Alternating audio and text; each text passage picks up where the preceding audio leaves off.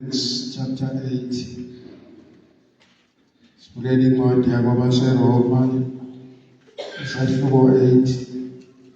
Sifunde from 28 to 30.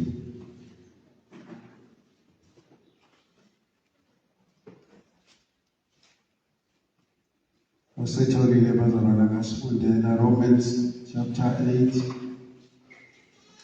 verse 28 to 30. Romans 8 verse 28 ufundeka kanje.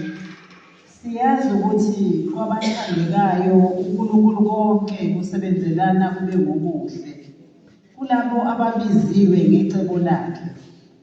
29 Ngokuba labo ayebazi ngaphambili wabamisa ngaphambili bafana nesimo sendodana yakhe ukuze yona ibe izibulo phakathi kwabazalwane abaningi.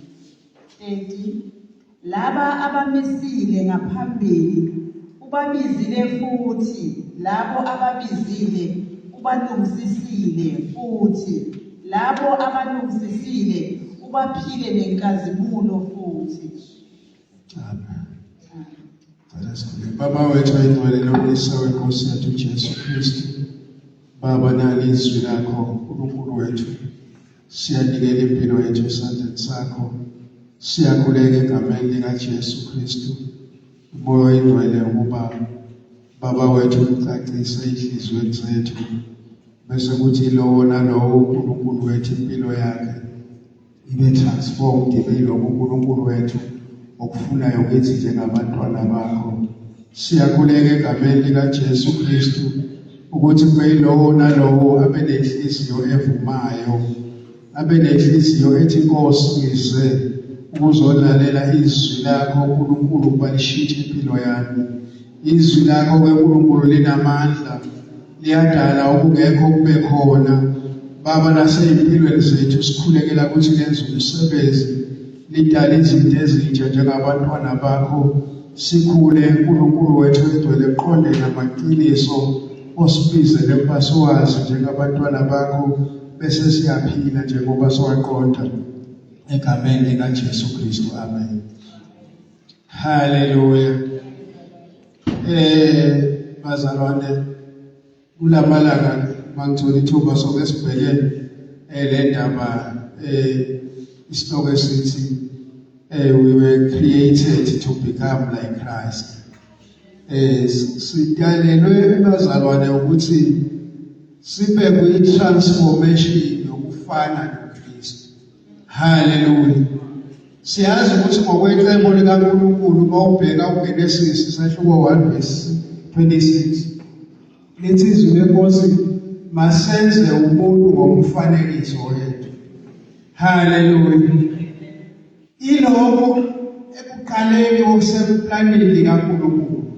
Kodwa ngenxa yokuthi umuntu awe lokho kwasemplanini kaNkulunkulu, uNkulunkulu ke kula akuhle abahlelela bona abantwana bakhe ukuthi egcineni ngokuthando lwakhe kube khona ukuthi uJesu azafike emhlabeni asifele ukuze sizokwazi ukuthi siphile futhi impilo yethu i-transformation yokubuyela kulo kwaNkulunkulu ayisibizele kuko. Amen.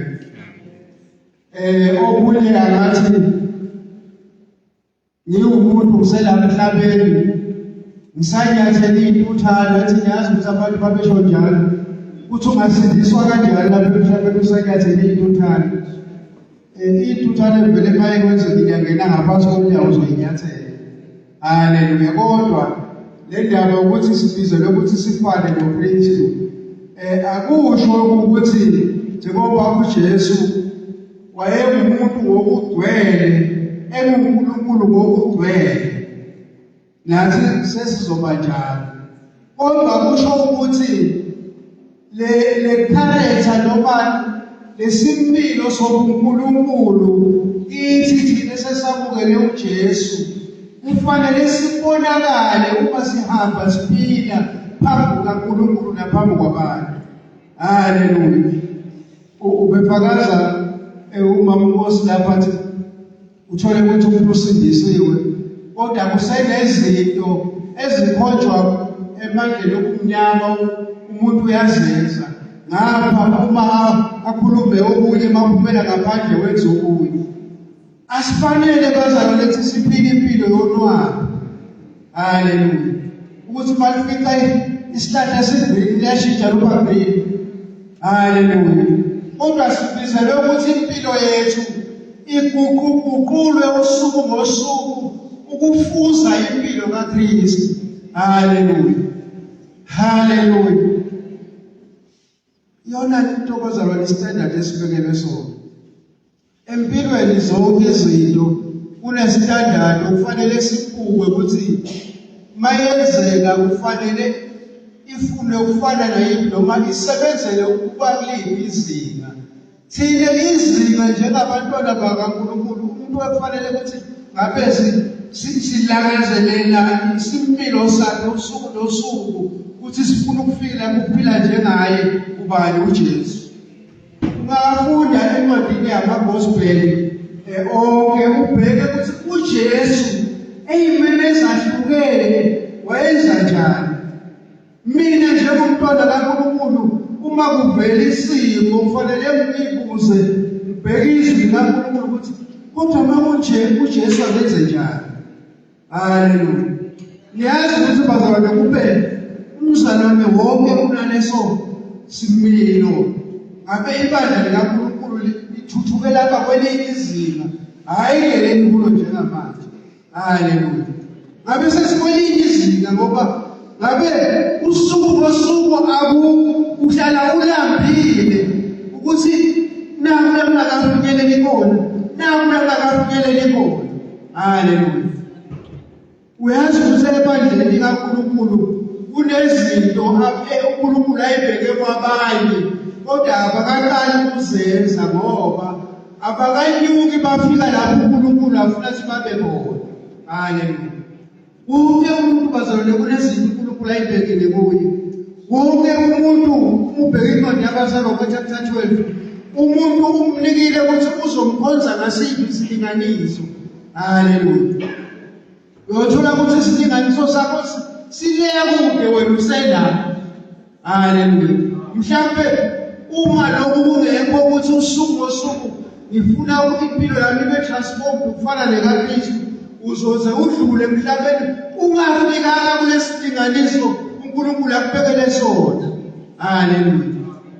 Haleluya. Sibizelwe bazalwane ukuthi impilo yethu iguquguquke usuku ngosuku ifane nekaKristu.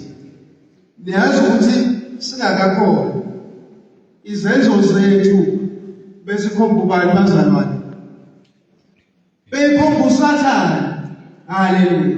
Akuthi masibheka indaba ye-redemption, indaba yokuhlengwa. Uma umuntu ehlengwa usuke athathwa lapha embusweni kaSathane lapho uSathane bekade amkontrola khona ngamandla akhe enze izinto uSathane afuna ukuthi azenze. Lize lizinkosi izwenkosi umuntu ugcina enza izinto naye engafuni ukuzenza kodwa kube ukuthi umbuso kaSathane ngoba ulula impilo yakhe azenze noma angayifuni. Haleluya. Noma ke sesimukele uJesu sasuswa emandleni okumnyama sekufanele ke empilweni yethu usuku ngosuku itransformation ikhombe ukuthi asisabuswa ngamandla kaSathane. Haleluya. Sesingabantwana bakaNkulunkulu. Haleluya. Akusho bazalwane ukuthi izinto ihlala ihamba kahle. Laba ubheka kulesahluko lapha kuverse 18 izwi lenkosi likhuluma ngale ndaba ukuthi lezi zinto ezenzeka lapha emhlabeni uma siyibheka angeke zilinganiswe legazi uNkulunkulu asibekele ezidolo. Ngathi lezi zinto ezibuhlungu ezithinta impilo yethu ubiza ukuthi sibuke ukuthi kungakanani uNkulunkulu asibekele kona.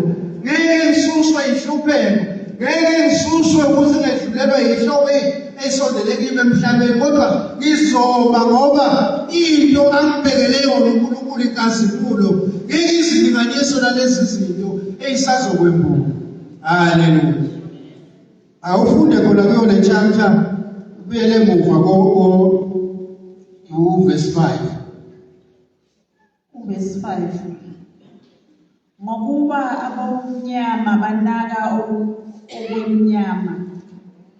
okwenyama, kepha abakamoya banaka okukamoya. Ubeka uzogcina ku-8. 6. Ngokuba ukunaka kwenyama kungukufa, kepha ukunaka kukamoya kungukuphila nokuthula. 7. Ngokuba ukunaka kwenyama kunobutha kuNkulunkulu, ngokuba akumthobeli umthetho kaNkulunkulu, yebo futhi kungenzeke. Haleluya. 8. Abasenyameni abanakumthokozisa uNkulunkulu. Haleluya. Le ndaba yokuthi kufanele siphile lempilo enokuguquguquko kuya phambili ukuthi sifane noKristu izokwenzeka kanjani? Ngaba nalowo mbuzo. uNkulunkulu wenzile ukuthi mangabe samukela uJesu, umoya ingcwele ungene ngaphakathi kithi, kube yiwona uzosibusa, usilawule noma useluleke ukuthi kule ndlela esibizole kuyo kufanele siphile kanjani. Kodwa mangabe uzoba umntwana kaNkulunkulu ubuswe inyama, ngeke impilo yakho usuku ngosuku ibe transformed kufana noKristu. Izoba transformed uyele kuphila impilo yokufana nobani? NoSathane. Haleluya. Lelesingisi lize lithi governed by the flesh. Ukuthi uma ubuswa inyama uzokwenza lokho okufunwa inyama. Manje izinto ezifunwa uNkulunkulu kithi nezifunwa inyama ziphambene. Haleluya. Kodwa ukuze inyama ibe controlled ukuthi uphile impilo ufuna ukufana noNkulunkulu usuku ngosuku, fakwe umoya wengcwele kithi ngaphakathi ukuthi usibuse njengabantwana bakaNkulunkulu. Manje ke lento yokufana noNkulunkulu yokuphila impilo yokufuza uNkulunkulu ngecharacter nangakho ukuhamba kwethu kufanele ibonakale noma kuphi lapho umntwana kaNkulunkulu ekona khona. Angithi umoya wengcwele njengoba ngilapha kushile ekhaya ngihamba nawo, noma ngiyemsebenzini ngihamba nawo, noma ngabe nguphi ngihamba nawo. Haleluya. Kubizwa ukuthi noma ngabe ukuphi uphila impilo yokulalela wona. Haleluya. Incwadi yabaseGalatia chapter 5 lezi zinto ziyamelana kithi emzimbeni wethu. Angithi simukele uJesu kodwa sisaphila enyameni. Manje nenyama isafuna izinto zakhe. Lezi zinto ziyamelana. Kuya ngokuthi mangabe uphila ulalela inyama noma ulalela umoya. Haleluya. Uma ngabe ulalela umoya sizobona ngeyithebe evela lapho kwabaseGalatia chapter 5 verse 22. Haleluya. Umzamo wezoba ne-self control. Haleluya. Kungabi ukuthi masale ngaphandle uphila silokhu kanjani. Haleluya. Ungaphandle baze bathi hayi uma ukuthi lelivangeli lensindiso ilele esilibona kubani ayikhohlwa ayikho lento siyafana. Haleluya. Ngoba masole ngaphandle uphila bonakala izithelo zenyama. Ebazalwane noma umuntu angakhuluma ngomlomo, kodwa ukuthi ulalela inyama noma ulalela umoya wengcwele kubonakala ngani ngenkambo. Haleluya. Kuzobonakala ngani ngenkambo. Haleluya. Encwadini kaEzekiel about chapter 35 izwi lenkosi likhuluma nge-restoration lesayesu isazofika angakafiki uJesu. Nalithi uma sekufike leso sikhathi sensindiso abantu bazomukela umoya wengcwele okuyiwona uzofika ngaphakathi kumuntu Haleluya. Okusho ukuthi masewumntwana kaNkulunkulu sekuphumela inhliziyo eyitshe uyafundiseka uyezwa. Haleluya. Akufanele ngihle umntwana kaNkulunkulu uthole sakufundiseka. Ungakhuluma uze kushonelana ngezwi kaNkulunkulu kodwa nje lishayeshele. Ayikhishiwe inhliziyo eyitshe. Ngeke iziphumele. Ngeke ikhishwe ukuthi umuntu usojwayela isono. Kodwa ikhishwe ukuthi umuntu emukele uJesu bese umoya ingcwele ungena ngaphakathi kuye iphume. Haleluya. Masomukele uJesu izinto ziyaphuma ziyasala. Uma le character endala isabonakala kuwe ungamkhumuleli umuntu omdala akangenanga uJesu. Ingabe ngishoko umlomo nje kodwa inkambo yami izokukhomba ukuthi ngikhuluma amanga. Haleluya. Lokho engikushoyo angibona, lokho engikushoyo akwenzekanga kimi, ngikhuluma inganekwane. Haleluya. Uma uthatha isinyathelo sokungena lapha emnyango uzokhonza uNkulunkulu ungakamemukela uJesu kuhle lokho, kodwa kufuneka ukugcina ngokungena. Ufuna ukuthi maseli lishunyayelwa izwi likaNkulunkulu uthi nawe ayisarenda uzobukala isigaba besitsha lapho uthi now I'm starting a new life. I want my life to be transformed again to be like Christ. Ngeke kuzosenzakalele bazalwane. Ngisho ngajwayela isonto phela iminyaka emingakanani ingaze beyikhulu kodwa ngeke ngizokwenzele lutho. Lempilo ukuthi usuku ngosuku umfane noKristu ngeke izeyenzeke ngoba labo abahlelelayo abathandayo. Haleluya. Ubahlelele ukuthi impilo yabo ibe njani, ibe conformed to Christ. Haleluya.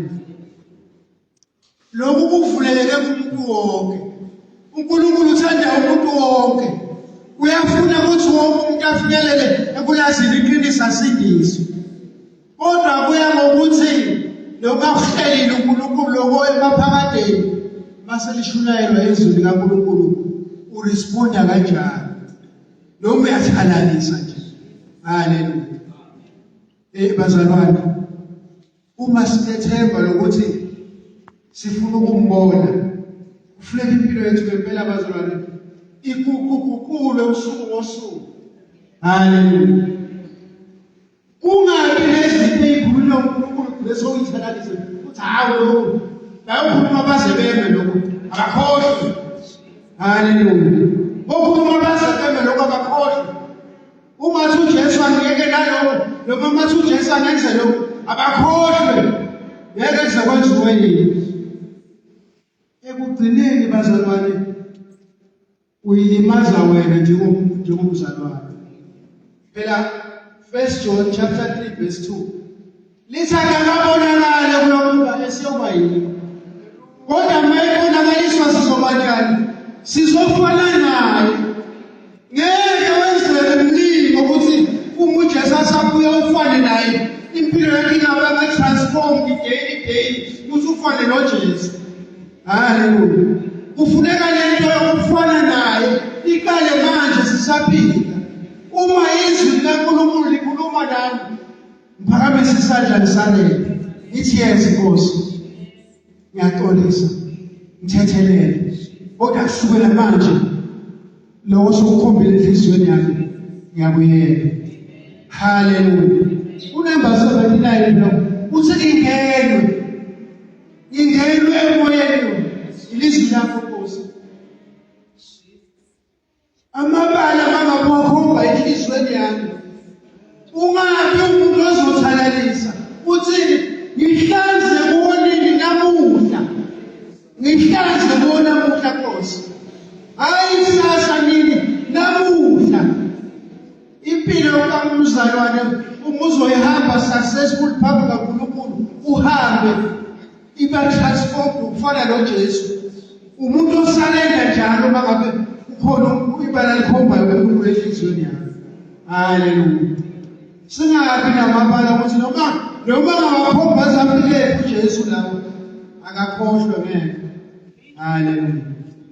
Uma usungenile umoya wengcwele phakathi kwethu, inhliziyo enjalo iyasuswa. Haleluya. Iyasuswa umntwana kaNkulunkulu. Jeremiah chapter 31 lithi kuyoba isikhona isikhathi lapho umthetho wami ngiyawuloba enhliziyweni zabo. Yiso lesesibuso sokuthi umoya wengcwele uphile ngaphakathi usibuse ube yona complete direction. Haleluya. Uma usukhombile phakamisa isandla uthi yes Lord. Yes Lord. Hey kungaphuma umunye ukhrimu wabazalwane. Haleluya. Uyabona ngisho kuthiwa kukhona abashayisene ngento ezithile, ngisho kuthiwa bayalanyulwa, ungaba uphakamisa izandla ngoba inhliziyo enjalo ayiselonitshe. Kukhona abantu abanenhliziyo ungabalabula kuze kuyosa. Haleluya. Kuze kuyosa nokukhuluma into eyodwa. Haleluya. Awuqhubeke ufunde ke lapha na ku verse 29. Verse 29. Ngokuba labo ayebazi ngaphambili wabamisa ngaphambili bafane nesimo sendodana yakhe ukuze yona ibe izibulo phakathi kwabazalwane abaningi. Sengicacisele abazalwane ukuthi laba ayebazi ngaphambili akusho ukuthi abathile nje abathile kuvulekele kuwo umuntu bazalwane. Kuyaba ukuthi uma ikhulunywa le ndaba uresponda kanjani njengomuntu. Haleluya. Qhubeka.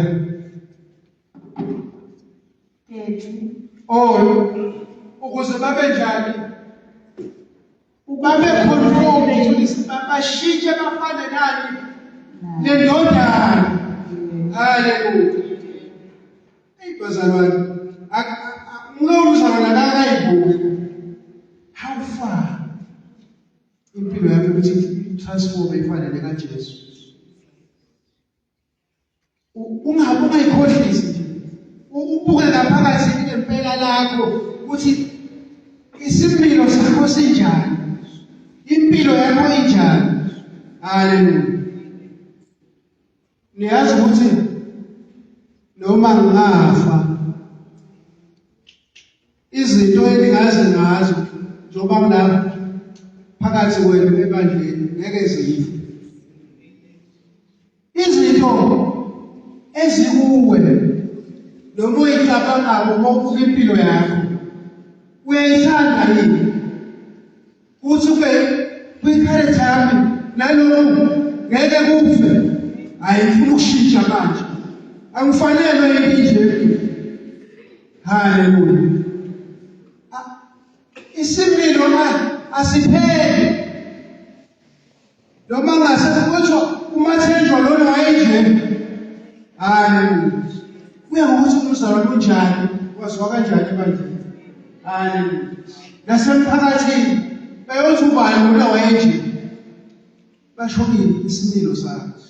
Uma ngabe isimilo sakho silese esikhulwa njalo uthi ufane noJesu. Kosala isimilo esihle. Kosala impunga emnandi. Haleluya.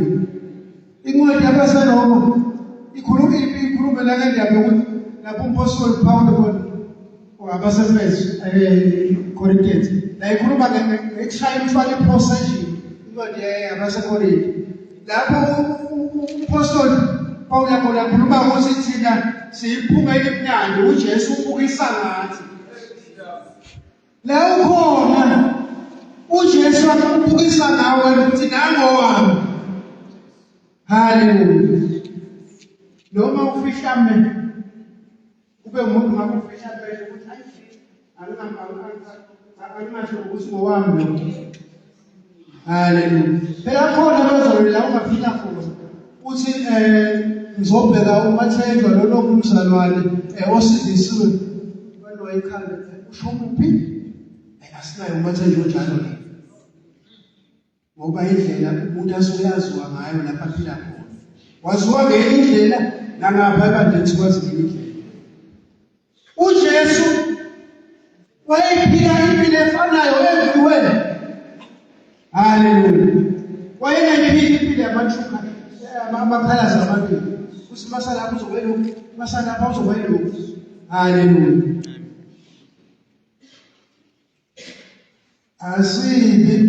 Asibi ngolungile bazalwane basesontweni. Kodwa impilo yethu nangaphandle. Hallelujah. Abanye abantu uzwe kuthiwe, "Hey, mangabe kumusho uyashumayela." Sengathi kodwa ungazombeka kahle esontweni angabe sasuswe esontweni. Ngoba baphumelela nabanye, imikhuba yakhe esabele. Sengathi nje akahlala esontweni. Abekele nokudla khona angaphumeleli ngaphandle. Ngoba masesontweni, uphuma omunye emlonyeni angaphandle komunye umuntu. Asiyimpilo yokufana noJesu. Hallelujah. Kodwa kufanele sibe yiphumela imnandi. Hallelujah.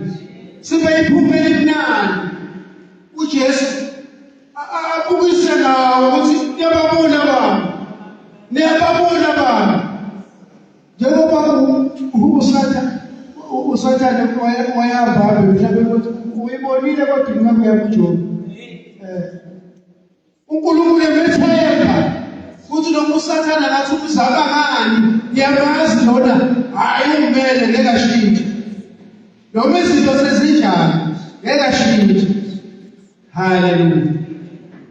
Ile umzalwane akabuke impilo yakhe bazalwane. Awuyibheke impilo yakho. Injani lapho kaNkulunkulu? Ubheke incwadi yama ithi yazi mina ufanele ethi ngabe senidla izinto eziningi. Kodwa indlela eniyiyo spiritually lisafanele ubisi. Lapho usho umuntu omuzalwane othola ukuthi impilo yakhe ayiguguguki njalo ukuthi ikhule afane noKristu. Hallelujah. Kukhona abanye abantu abasindiswa avele amekhona lapha. Amekhona lapha kanyakazi. Ubaba nje abe sikaleke basha. Hallelujah. Ukuza ukuthi sikhanje empilo kuba ngabantwana bakaNkulunkulu sifunde izwi likaNkulunkulu. Hallelujah. Nezi bazalwane kwezinye izinkolo bayafunda ngento abakholelwa kuyo. Bayimisela nathi kufanele kwenjalo bazalwane. Ukuze sizoba umubheka incwadi yabaseKolose lapha ko-verse 6-7 likhuluma ngokuba deep rooted. Uthi sigxile. Uma uzogxila entweni yabona isihlahla kwesizoshona phansi sibe deep rooted. Silanda ukudla le phansi ukubona kuzosiphilisa. Nathi masizoba deep rooted kuKristu noma kungafika izinto ezinyakazisa abantu siyodleka kahle ngeke zisinyakazise. Lapha ngoba kuneyimfundiso eziningi ezayidukisa abantu. Kodwa abantu ababezoba deep rooted njengoba bayala uPaul Paul babezoma imfundiso zingabadukisi. Zikhona la ngesikhathi esiphila kuso. Hallelujah. Asisukumene sithandaze. Ilo akayibhekile ukuthi impilo enjani baba. Ukuphela lapho ubhajwe khona. Uthi yazi kuba kukhona ngabe sengimo transformed to be like Christ. Kodwa lokho awumtshela uNkulunkulu ukuthi Nkosi ngisize kuloko. Ngisize namuhla hayi kusasa. Hallelujah. Wethembele